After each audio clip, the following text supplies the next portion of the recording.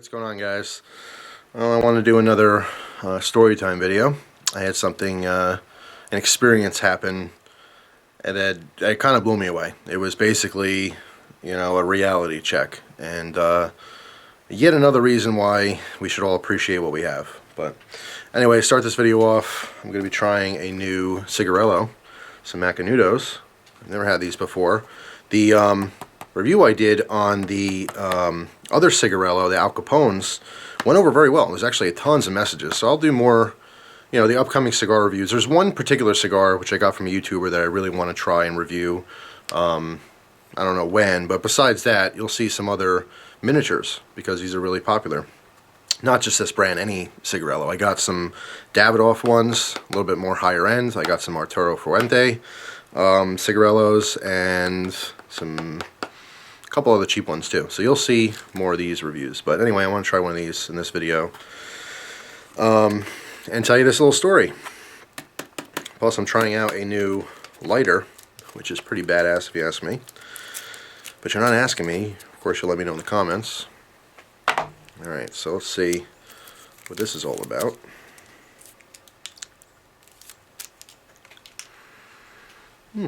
Smells good. I like Macanudos full-size cigars. I don't think I've ever done a review on them, but I've had them before.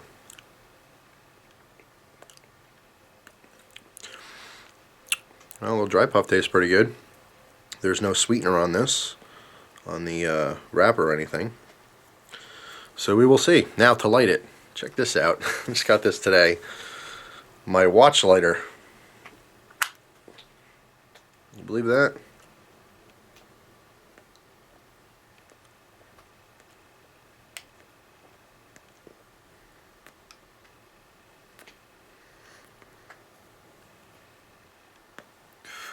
Are you kidding me? Battery cut off right when I was showing you this cool watch lighter. Look at that. Badass. So anyway, let me get this started, get a little feel for this, and then we'll talk about my story here.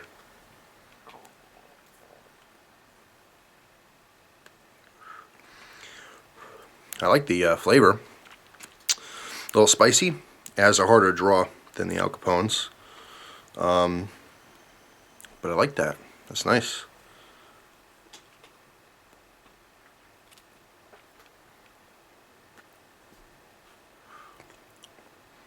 It's got some spiciness to it. Okay, so anyway, you also notice I'm wearing my Peterbilt hat. This was a gift from a YouTuber, and it is the warmest hat I have. I have a couple other of these style hats, but this one just happens to fit just right, and it's thicker than the other one, so it's keeping me warm. So thank you very much for that. So the story. This is Christmas Day. It just turned Christmas, literally 12:01. All right, in the morning on Christmas Day, I witnessed something that was kind of an eye-opener. It's something I've never personally witnessed before, at least not like this, and I was like blown away. I was blown away by it, and I got really emotional, which is it's kind of weird. When I tell you the story, you'd be like, oh, what the hell? Yeah, I see that all the time. Well, I don't see that all the time. And because of the time, because of the place, because of everything that was going on, it hit me hard, and like the whole ride home, I was thinking about this, and it was really bothering me. So let me go back to the day before to start the story. So it's Christmas Eve, and me and Christina, on Christmas Eve, we traveled to Connecticut to see her family. Now, it actually works out pretty nice is that her family does Christmas gifts on Christmas Eve, okay, before they go to bed. They do gifts. And my family has always done Christmas gifts Christmas morning. So what we did last year, which we did this year again, is I traveled to Connecticut. We spent the day with her family, had a beautiful dinner, and she's got a big Portuguese family. And the food is just phenomenal. And their family is massive. I mean, you're talking about aunts and uncles and cousins of cousins. And, I have so much respect for a lot of different cultures that family stays together. Generally speaking, my experience has been white families don't stick together as much as some of the other races. And I don't know why. It sucks. But she's got this awesome, wonderful, huge family. And I was really excited to go up there. I haven't seen them in a long time. And it's a hell of a ride. All right, a little over 3 hours to get there. And then my family is another hour and a half up the other direction. So Christmas Eve night is all about driving for us, which is interesting. It's somewhat peaceful to be together like that, driving. You know, as it turns into Christmas, there's no one on the road. I'll get to that in a second. So anyway, Christmas Eve, we're going to her family's house in Connecticut. And it's raining. It's been raining for like 2 days at this point. We get there. We have an awesome day.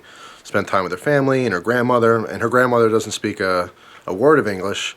And, you know, I feel bad because when I first met her, I'm like, you know what? I'm going to learn Portuguese because I want to be able to communicate with all of her family.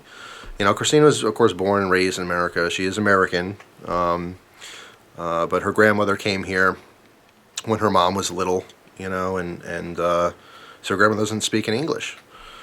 And so, like, I can't communicate with her, you know, hello and stuff like that. It's, you know, fine. She understands that. Hug her, give her, you know, a kiss on the cheeks, but I want to be able to talk to her, you know. So we were talking, and Christina was translating for me, and the family is just wonderful. Her entire family is just, I'm so proud to have them as my family now. I actually really like my in-laws. So I'm very lucky in that respect. But beautiful day. A wonderful dinner. Her grandmother makes boiled octopus, which is very traditional for them, for their family. And like half the people in their family hates it, you know. Just because they're Portuguese doesn't mean they have to like the food. But she loves it because I love the octopus. So friggin' good. I never had it until I went there last year for Christmas, and I loved it. And of course, I had it again this year. And it has you kind of peel the tentacles back, like the skin, and the inside is kind of like it's got the consistency of mozzarella cheese, but it tastes fishy, but not quite just like fish. It's its own thing. It's octopus, but worth trying if you ever want to be adventurous. Anyway, she also makes this codfish balls, which are wonderful, and then the regular codfish. And their codfish is like, it's super salty. You know, I think it's brined or it's packed in salt to dry or whatever, and then they have to reconstitute it and cook it and stuff. But phenomenal, really good stuff. And of course, they had tons of other, you know, food besides just the traditional Portuguese food. But I've grown into this habit the last like 4 or 5 years of my life that Christmas Eve I eat just seafood. You know, I stay away from, you know, regular beef and chicken and stuff like that. Just stick with the fish. So anyway, not that you care what I ate for Christmas Eve dinner. Had a wonderful time. Open presents with her family. I got some really nice stuff. They were very appreciative of our gifts. We gave them, for her 2 sisters and her mom, we got her gift cards, but because sometimes it's hard shopping for certain people, you know, when they're very, like, modest and they don't need crazy toys like a lot of people do, you know. So we figured gift cards would be the best thing to do, but instead of just getting a regular gift card, we made it really special.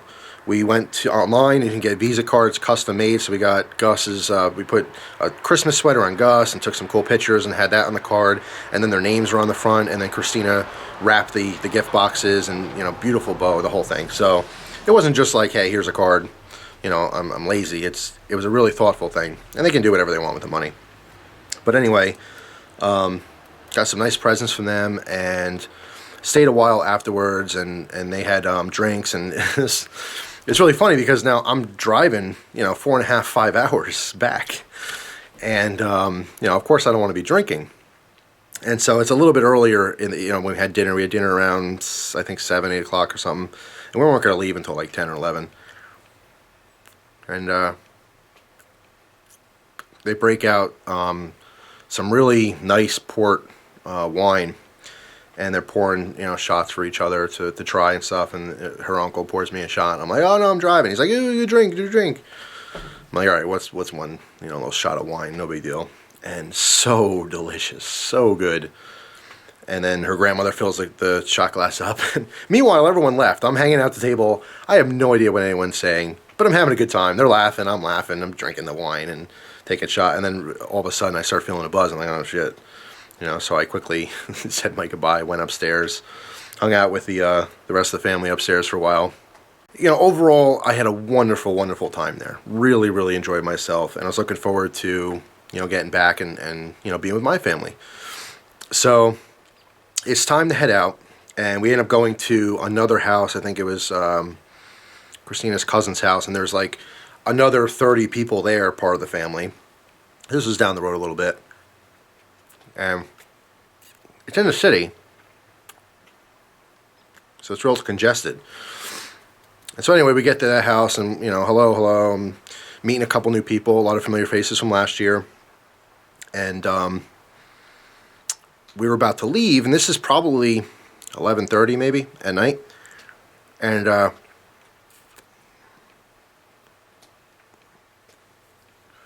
like this. This is good. Her cousin needed a ride home. She wasn't feeling so good, so we're like, oh yeah, we'll give you a ride home. We're going that way. Went there, and it's a really, really bad area town. I mean, like super, super ghetto. Drug deals going out in the open, a lot of prostitution and stuff. And I mean, really, really rough. We drop her off. We walk her in. We're saying our goodbyes and stuff, and she hasn't seen Christina in a long time. So it's kind of emotional, and we're saying our goodbyes. We're going to leave, and by the way, this is like Christmas Eve. It's 11:30 at night. You go outside, the people yelling, screaming, someone's slamming on someone's door. I mean, just the ghetto. And so we're leaving, and I'm looking at the clock, and we're driving through town, trying to find our way back so we can hop on the highway. And it's pouring now. Okay, pouring rain. I look at the clock. It's 12:01. I come up to a stoplight. Okay, red light. I stop. I happen to just look down at the clock. 12:01. Turn to Christina. Gave her a big kiss. I said, "Merry Christmas." And now I'm waiting for the light. I look over to my side, and I see a prostitute standing on the corner. And this woman, she looked probably 50 something. Who knows? Maybe she was a 19-year-old, meth head. I have no idea. But she looked very run down, very, very sad. She's getting completely, poured on, soaking wet. This thing going on me? It did. I'll leave that for a second because I want to tell the story anyway. She's standing there, and she has a mini skirt on. I mean, like a high mini skirt. And not trying to hide anything, obviously advertising her services. And she's wearing a white see-through shirt, and you can clearly see her tits hanging out. And she has a jacket, but it's open, presenting the goods. And just like a real beat-up looking face, and just getting rained on, pouring, standing on the corner, waiting to do her job. I won't get too graphic, but I don't know why. And she's like 10 feet away. She's like right there. I'm staring at her. And I turn to Christina. I'm like, look at this. Fucking Christmas morning, and this girl or woman is standing on there. Trying to whore herself out. Probably a drug addict. I mean, you could see it in her face. Just desperate looking, standing in the rain, Christmas morning. And I was completely taken back by it. Completely, I don't know why, it hit me like really, really hard, and I got like really choked up. And she's just staring at me, and I'm just staring at her. And the light changed, and Christina's like, yeah, it's really sad. We got to go. Light changed. And like, I didn't even notice it change. I'm sitting there, and she's like, come on, we got to go. I'm like, all right. And we took off, but it stuck with me. It stuck with me. I mean, this woman, obviously this stuff goes on all the time.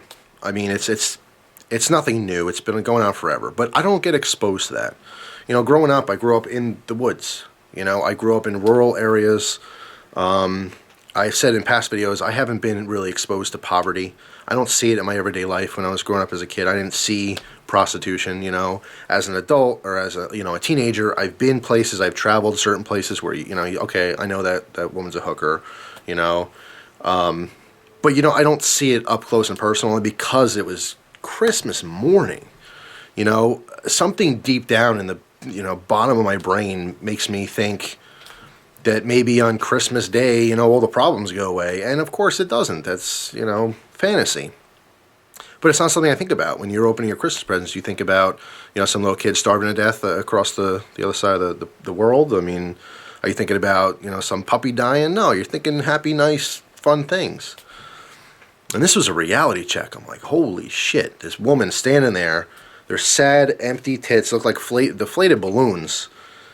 And just her face, she's probably in her 20s. It's just she looked much older. I mean, even if you haven't seen it in person, you've seen it on TV. You've probably seen it in shows. Meth heads and some crackheads, they have such an aged look to them, even though they're not older. It kills you. It drains the life out of you. And this woman just standing on the side of the corner there, right there, was just this very, very sad face. Hair drenched, looked like a wet rat. Just super, super, super sad. And while I'm sitting there watching her and looking at her, and the light change, I mean, I'm looking at her, but I'm thinking about her life. Like in my mind, I'm picturing her opening presents, as a kid, and then a teenager, and like what happened in her life that brought her to this point? What decisions has she made? Probably just the decision to do drugs. Obviously that's what carries a lot of people down the wrong path. But, I don't know why it hit me so hard. And the whole ride home, almost 4.5 hours, that's all I thought about. We had Christmas music playing and stuff. I turned it off.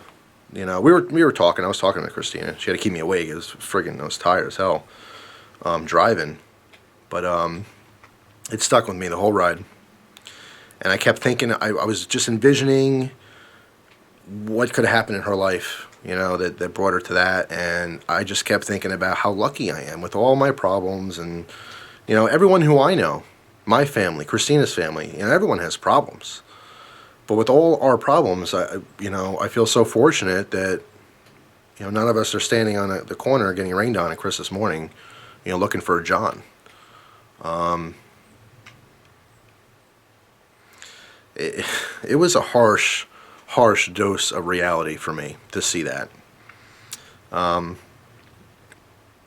been through the internet. A lot of us have been exposed to some of the worst things the planet has to offer and humanity has to offer. We've seen some of the most shocking things on the internet. You watch people see beheadings, you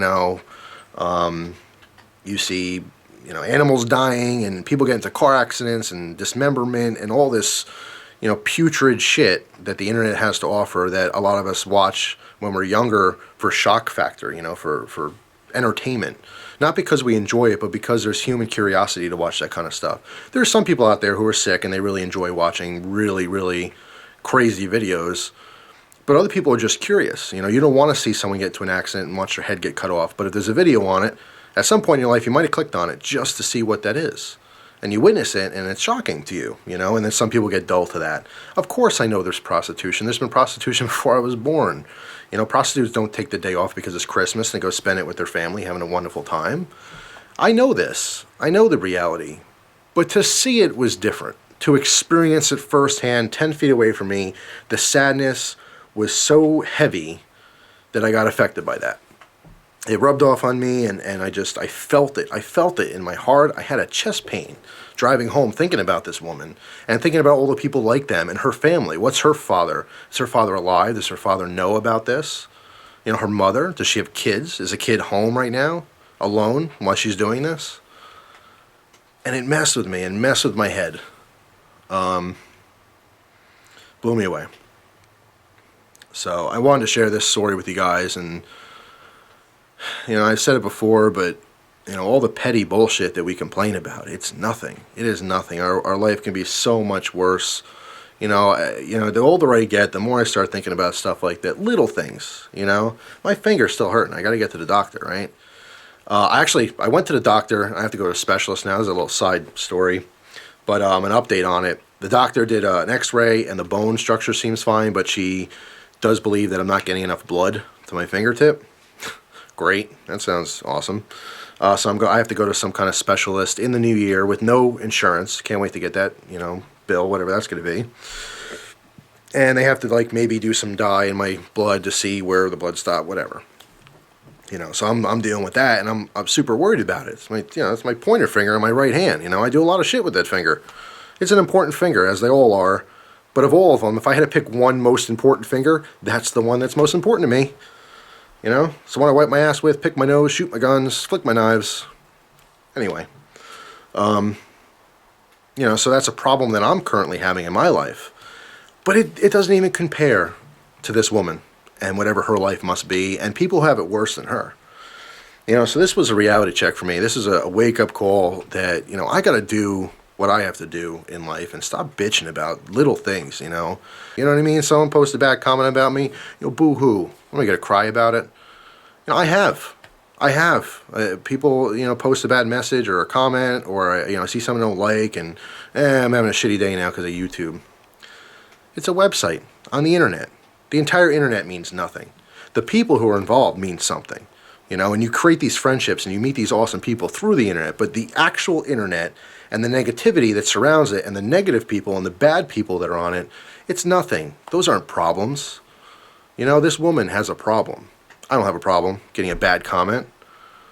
I felt like shit. I felt horrible to have complained about stupid stuff in my life, Now, although people have it worse than you, it doesn't mean your problems are meaningless. Your problems obviously affect you, but it put things in perspective a little bit, and it kind of reminded me that, I got it good. I have it good, and as much as I wanted better for myself and my family that I'm creating and my future, I don't have much to complain about. And I'm sure a lot of you guys watching this don't have anything to complain about either. There's going to be some exceptions, and some of you out there do have a lot to complain about. Some of you have gone through a hell of a lot more than I ever have in life, and will continue to go through hell. But just remember, there's always someone out there that's worse off. There's always someone who wishes they could be you. As bad as you have it, there's someone who wishes they had it as good as you. So, if you're having a bad day, keep your chin up and think about stuff like that. I know it's helped me. And, more specifically, I'm posting another video. I don't know the order, but I'm really going to lose weight this time. I'm not going to say I'm going to try to lose weight. I am going to lose some weight. Okay? And I am going to get healthy, and I am going to be better in my life. And, this is one of those motivating factors to do so. I have all the tools, or most of the tools that I need to be happy in my life. I just have to do it myself. It's going to take some hard work, and I want to do it. And seeing something like that is what I kind of needed. I mean, you don't see something like that and go, oh man, I got to lose weight. But I'm relating it to my problems in my life and my goals and the lack of strength that I've had before in the past in trying to succeed. I've only failed at what I've tried because I didn't give it my all. I didn't try as hard as I could have. And seeing that and witnessing that reminded me that I have to stop being lazy, okay, and start doing, because I know I can. It was just a motivating thing. It was a weird experience, and extremely sad. It was very sad to me. It hit me hard. So, anyway, I thought I would share with you guys. Hopefully, it puts a little bit of your life in perspective. Whatever problems you're having, whether it's today or this year or the last couple years, I'm sure you'll get through it. And just look forward to the good times and try to appreciate what you got. Not just things, people. The people around you. Some people watching this video, you don't have a mother, you don't have a father, some of you, maybe people in your family were in accidents and you no longer have them. Appreciate what's left. Appreciate what's to come. You never know what's going to happen, whether you're going to have kids, grow old with someone that you love.